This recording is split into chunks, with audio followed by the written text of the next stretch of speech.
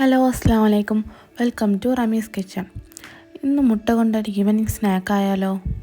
First ഇതിന് വേണ്ടിയിട്ടുള്ള fillings തയ്യാറാക്കിയെടുക്കാം.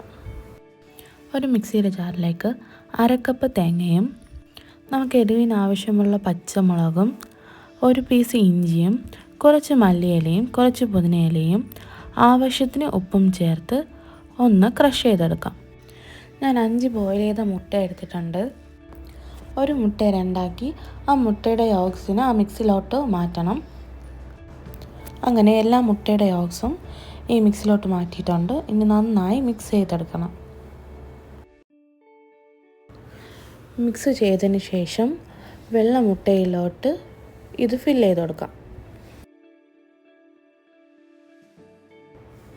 എല്ലാ മുട്ടയും ഇതുപോലെ ഫില്ല് ചെയ്തെടുക്കണം. ശേഷം നമുക്കിത് ഒന്ന് ഫ്രൈ ചെയ്തെടുക്കണം. അതിന് വേണ്ടിയിട്ട് ഒരു ബാറ്റർ തയ്യാറാക്കിയെടുക്കാം.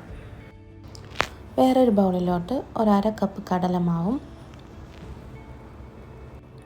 2 ടീസ്പൂൺ അരിപ്പൊടിയും 1/4 ടീസ്പൂൺ കുരുമുളക് പൊടിയും 1/2 ടീസ്പൂൺ പെരിഞ്ജീരകവും 1 ടീസ്പൂൺ മുളക് പൊടിയും ആവശ്യത്തിന് ഉപ്പും ചേർത്ത് നന്നായി മിക്സ് ചെയ്തെടുക്കണം. ശേഷം 1/2 കപ്പ് വെള്ളം കുറച്ചായിട്ട് ചേർത്ത് ഒരു തിക്ക് ബാറ്റർ ആക്കാം.